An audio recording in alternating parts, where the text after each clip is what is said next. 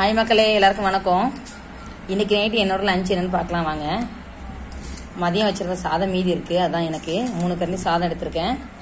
ஒரு எலுமிச்சை பழம் கட் பண்ணி வச்சிருக்கேன், ஒரு தக்காளி, ஒரு கத்திரிக்காய் சுட்டு வச்சிருக்கேன், ஒரு பச்சை மிளகாய் இருக்கு. சுட்டு வச்சிருக்க தக்காளி கத்திரிக்காய் இது ரெண்டுத்தையும் நல்லா தண்ணியில கழுவிக்கலாம் முதல்ல. இப்போ பார்த்தீங்கன்னாக்கா அந்த சுட்டு வச்சிருக்க தக்காளி கத்திரிக்காய் ரெண்டுத்தையுமே நல்லா தண்ணியில கழுவி மேலே உள்ள தோல் உரிச்சாச்சு. இது வந்துட்டு பச்சை மிளகாவோட நல்லா பச்சை மிளகா இது நல்லா உடச்சி விட்டு இது வந்து நல்லா சட்னி மாதிரி ரெடி பண்ணிக்கலாம். நம்ம முதல்ல சட்னி மாதிரிங்க நீங்கள் வந்து மிக்சியில் போட்டு அரைக்கணும்னு வச்சுக்காதீங்க. கையாலே இப்படி பச்சை மிளகா வச்சு இந்த விதையெல்லாம் எடுத்து இதை வச்சு நல்லா நசுக்கி காம்பை தனியாக இப்படி எடுத்துட வேண்டியதான். காம்பை தனியாக இப்படி எடுத்துருங்க. எடுத்துட்டு பச்சை மிளகா நல்லா நசுக்கி விட்டுருணும். நான் எப்படி நசுக்கிற மாதிரி நல்லா நல்லா கையை அழுத்தம் கொடுத்து நசுக்கணும்.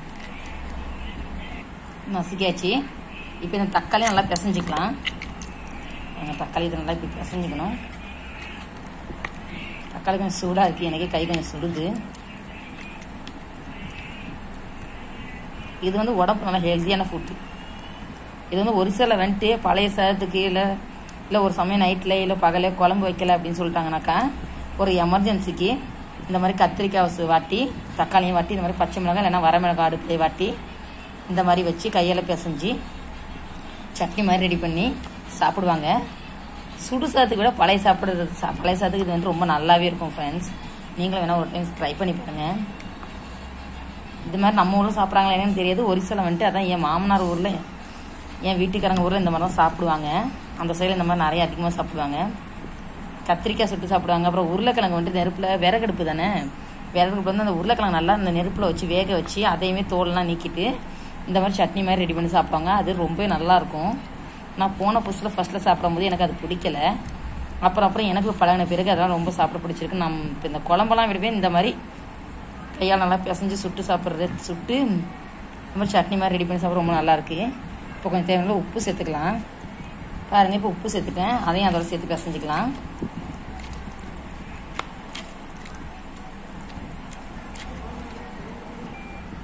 நான் இதை வந்துட்டு ஒத்த கையில் செல்லை பிடிச்சிக்கிட்டு ஒரு கையில் செய்கிறனால உங்களுக்கு வந்துட்டு சரியாக காட்ட முடியல.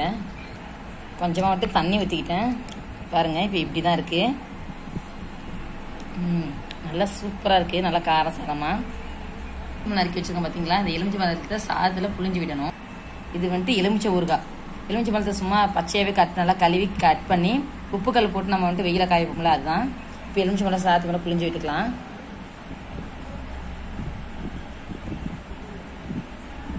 புழிஞ்சு விட்டாச்சு.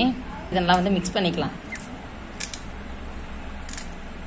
புளிப்பு உரப்பு காரம் எல்லாம் சேர்ந்து இது ஒரு தனி டேஸ்ட்டாகவே இருக்கும்.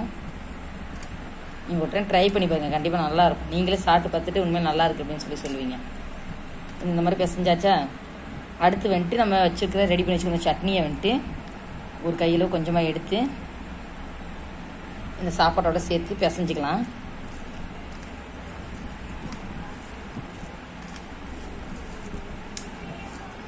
பிசைஞ்சாச்சு.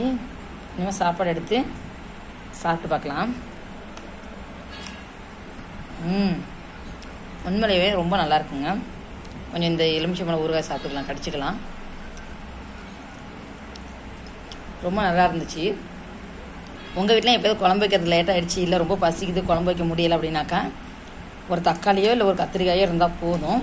இதே நீங்கள் விறகடுப்பு வச்சுருக்கீங்கனாக்கா உருளைக்கிழங்கு கூட அந்த நெருப்பில் வச்சு சுட்டு நான் இப்போ எப்படி தக்காளிக்கு கத்திரிக்காய் வந்துட்டு தோல் உரிச்சு வேக வச்சு நெருப்பில் வாட்டி தோல் உரிச்சு எப்படி பிசைஞ்சு சாப்பிடணும் உப்பு போட்டு, அது மாதிரி நீங்களும் ட்ரை பண்ணி பாருங்கள். ரொம்பவே நல்லாயிருக்கும். வீடியோ பிடிச்சிருந்தா லைக் பண்ணுங்கள், கமெண்ட் பண்ணுங்கள், ஷேர் பண்ணுங்கள். மறக்காம நம்மளோட சேனலை சப்ஸ்கிரைப் பண்ணிடுங்க. ஓகே, பாய்.